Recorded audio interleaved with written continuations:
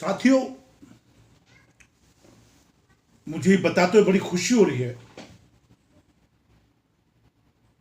कि जब हमारी टीम सक्सेस होती है, वो भी पॉक्सो जैसी केसेस में, जब हमारे लर्निंग एडवोकेट, हमारे काबिल वकील पॉक्सो जैसे केसेस में अपने क्लाइंट को बरी करा लेते हैं, तो इससे ज्यादा खुशी क्या हो सकती है, आप समझ सकते हैं। दिल्ली हाई कोर्ट ने इन्वेस्टिगेटिंग ऑफिसर आईओ को फटकार लगाते हुए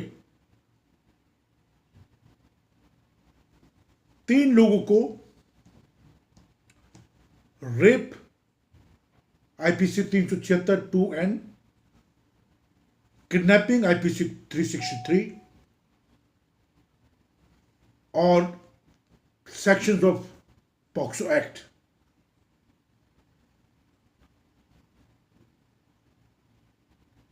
लगे हुए थे। और माननीय दिल्ली हाई कोर्ट ने आईओ को फटकार लगाते हुए इन 3 लोगों को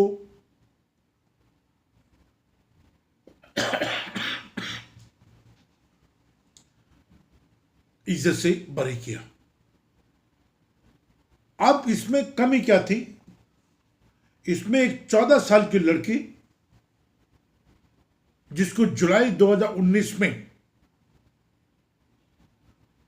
अकॉर्डिंग टू प्रोसिक्यूशन, जो विक्टिम साइज है, जो दूसरी साइड, वो कहते हैं कि 14 साल की लड़की को किडनैप किया गया 2019 में, होटल में रखा गया और उसके साथ रेप किया गया। लेकिन आईओ कि यहां पे इन्वेस्टिगेशन में बहुत ज्यादा नेग्लिजेंसी पाई गई। ये मैं नहीं कह रहा हूं, ये कोर्ट भी कह रही है इस बात को। आईओ साहब ने कोशिश नहीं करी कि जिस होटल की वो बात कर रही है लड़की, उसके रिकॉर्ड निकाले जाएं, वहां के होटल के स्टाफ को एग्जामिन किया जाए, कोई कॉल डिटेल्स निकाले जाए या कोई लोकेशन चार्ट बनाया जाए, वगैरह वगैरह। इवन द आईओ इस चीज को भी वेरीफाई करने में नाकामयाब रहे कि जिस थिएटर में उस बच्ची को ले जाके मूवी देखी गई, वहां के भी कोई रिकॉर्ड नहीं थे। And it is very unfortunate that the IO has become a helpless person. She filed a half-back charge sheet, the court said. जो IO है, उन्होंने चार्जशीट को हल्के में लेके फाइल किया, and the court directed a copy of the order be supplied to the Joint Commissioner of Police to bring to the light the lapses committed by the IO in the case. ये अपने आप में बहुत बड़ी बात है कि माननीय कोर्ट ने वहां के ज्वाइंट कमिश्नर को इस ऑर्डर की कॉपी भेजी है और आईओ के खिलाफ एक इन्वेस्टिगेशन करने की बात करी है। साथियों,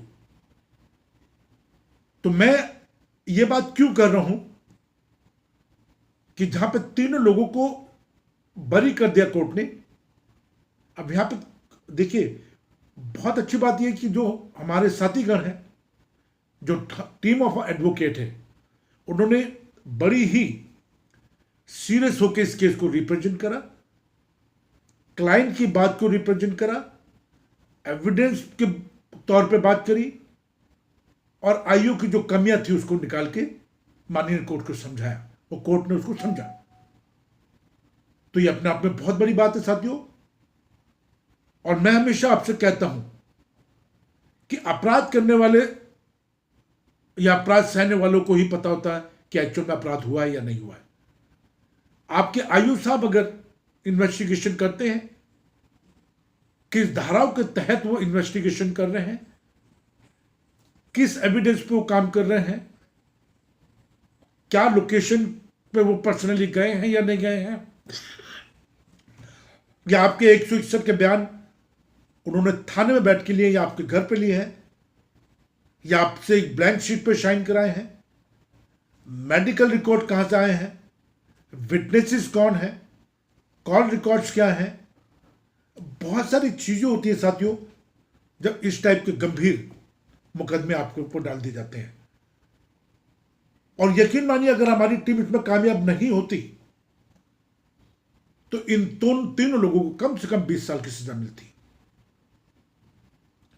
लेकिन टीम ऑफ एडवोकेट कामयाब हुए अपनी बात को समझाने के लिए, अपनी बात को माननीय कोर्ट के सामने रखने के लिए।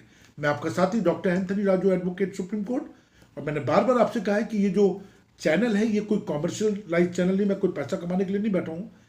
मैं बहुत मेहनत से इसको चैनल को जो ये वीडियो बनाता हूँ और आपको शेयर करने की कोशिश करता हूँ। हाई कोर्ट, सुप्रीम कोर्ट की जजमेंट होती है पॉक्सो के ऊपर, रेप के ऊपर, दहेज हत्या के ऊपर, जो मैं एक सरल भाषा में आप तक पहुँचाता हूँ। बस आपसे एक ही गुजारिश मैं बार बार करता हूँ कि प्लीज़ इसको लाइक करें, कमेंट्स करें, सब्सक्राइब करें, बेल बटन प्रेस करें, जिससे कि जो ये इंपॉर्टेंट जजमेंट है मैं आप तक पहुँचा पाऊँ। आप मेरे से बात कर सकते हैं। हमारी जो टीम पूरे हिंदुस्तान में हाई कोर्ट में है, इस टाइप के जो लर्निंग एडवोकेट काम कर रहे हैं, तो मैं आपसे गुजारिश करता हूं कि प्लीज आप जब भी हमसे बात करना चाहते हैं आप मुझे मैसेज छोड़ दें, व्हाट्सएप कॉल करें या जो भी होगा। 9873005424 9873005424। अगर आप किसी भी ऐसे झूठे मुकदमे फंसाए गए या फंस गए हैं तो डरने की जरूरत नहीं है। अन्याय के खिलाफ आवाज उठाइए, लड़िए, एक काबिल, एक समझदार वकील से बातचीत कीजिए और इसी तरह से आप भी एक दिन बरी होंगे। ये मैं बड़ी जिम्मेदारी के साथ आपको कह रहा हूं। ईश्वर आपके साथ है, क्योंकि जीत सच्चाई की ही होती है। कोई कितना भी आपके खिलाफ साजिश रच ले, वो कामयाब नहीं होगा, क्योंकि वो मामला हुआ ही नहीं है। जय हिंद।